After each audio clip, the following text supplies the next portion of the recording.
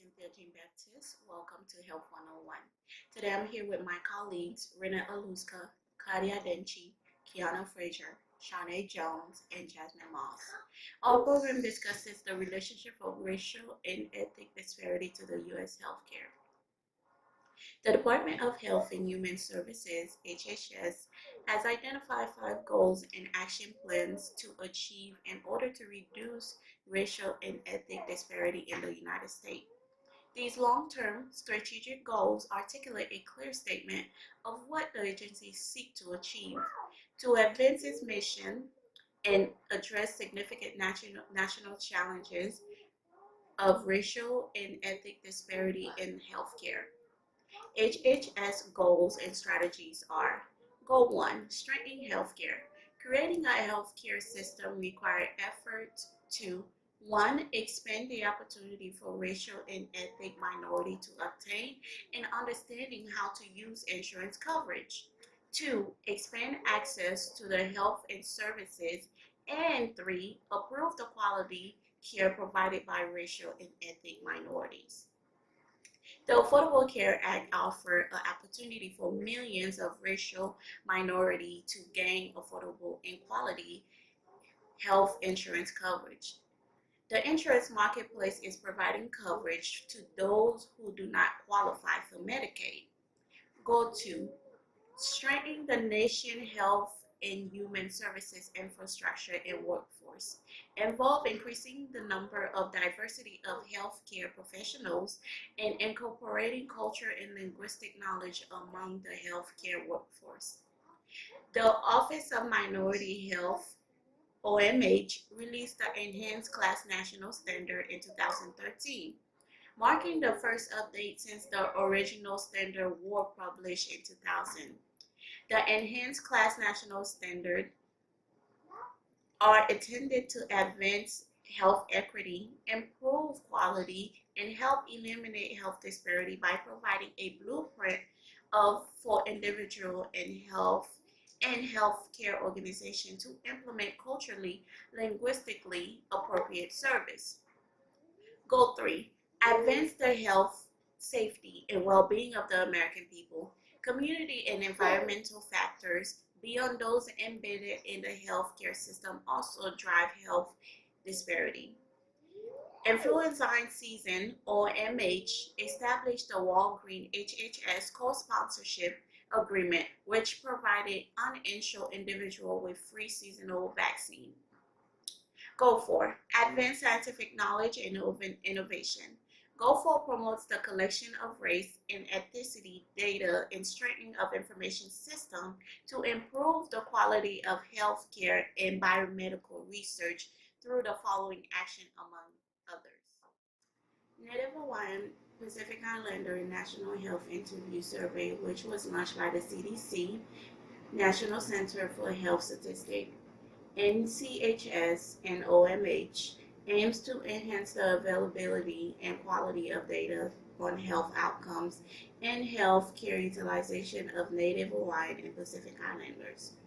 Goal 5, increase efficiency, transparency, and accountability of HHS program. To ensure that the program and policy are efficient, transparent, and accountable, HHS support information sharing across agencies to minimize duplication of efforts. These processes include tracking existing performance and measures and other government data and healthcare system indicator and making them available to the public. We are now going to hear from my colleague Kiana Frazier as she explained how racial and ethnicity relates to the ACA. Thank you, Cynthia, for introducing me. I am now going to discuss the ACA and its relationship to health disparities. The ACA was designed to provide affordable and increased access to people who were not insured or who could not afford insurance. Also, it was designed to reduce health disparities and to ensure health care for populations that were vulnerable, more so racial and ethnic minorities, who were uninsured at higher rates.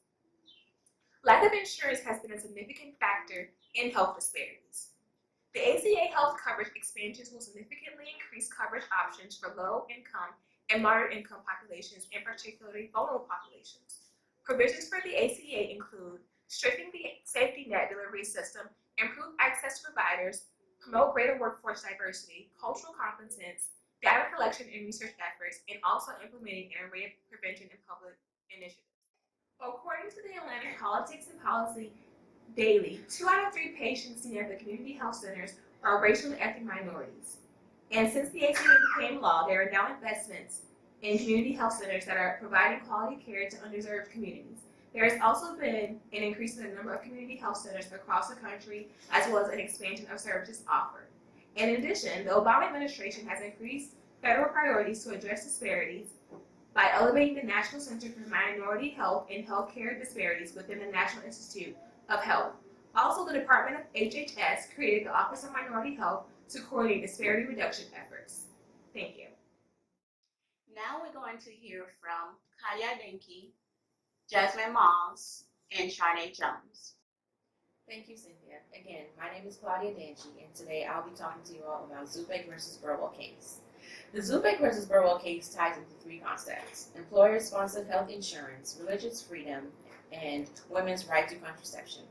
This case centers on an exemption to the Affordable Care Act's legal requirement that employers must cover contraception costs without charging co-pays. Certain employers can opt out, but to do so, the employer must fill out a 2-page form explaining why. The government offers health insurance plans that must cover contraceptive methods and counseling for women without charging a co-payment or co-insurance when provided by an in-network provider.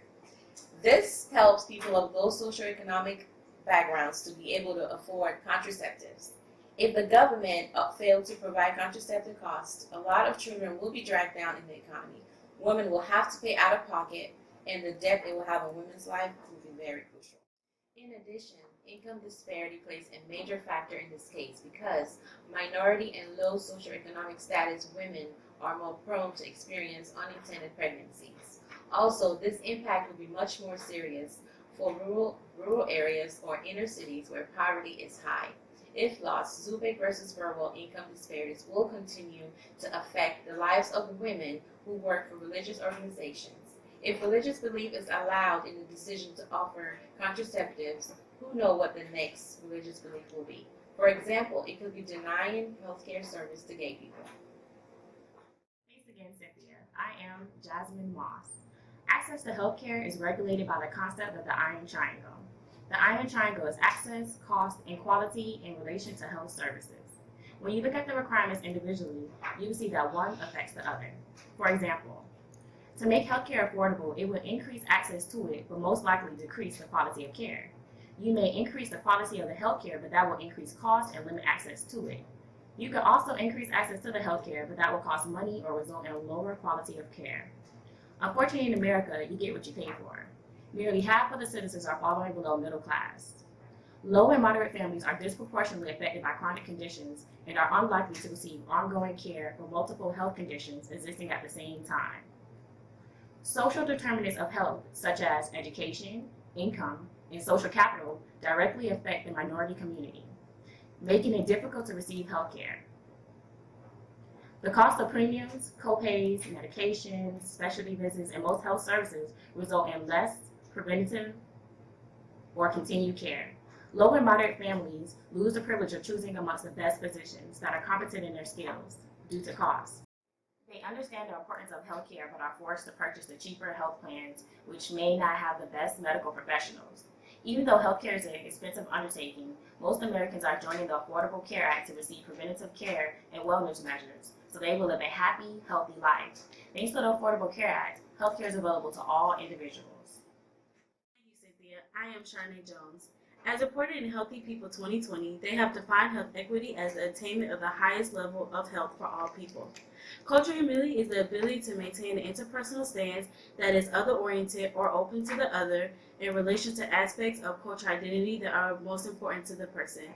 This relates to health disparities because when dealing with another person's culture outside of your own, you have to be able to have the ability to switch lenses to understand another person's lens without dimming down your own. Factors that have been found to result in health disparities are race and ethnicity, gender, sexual identity, age, disability, socioeconomic status, and geographic location. These factors are not to be ignored, but are to put into perspective so as a nation we can have a lifelong commitment to self-evaluation and self-critique, fix the power of imbalances, and develop partnerships with people and or groups with people who advocate for others. The goal is to eliminate health disparities and to have quality health for all people. To conclude our show today, you're going to hear from Ms. Renette Aluska. Here on Health 101, we have presented segments on the 5 goals and action plans created by the Department of Health and Human Services to achieve and reduce racial and ethnical disparities. How the implementations of the ACA has positively affected racial and ethnical disparities. How it is important for practitioners to demonstrate cultural humility when addressing disparities of the healthcare received by persons of color, women, seniors, and people of the LGBT community.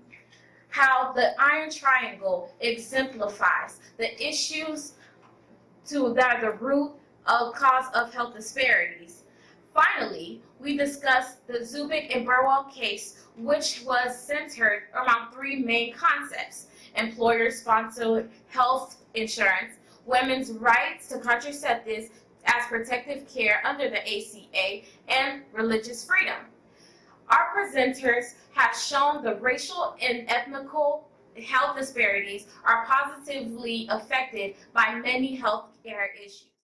As a final thought, in the words of Dr. Martin Luther King Jr., of all the forms of inequality, injustice in healthcare is the most shocking and inhumane. Thank you. Thank you for tuning in with us. I would like to thank my colleagues for sharing some information, and thank you to everyone that's watching. I'll see you next time.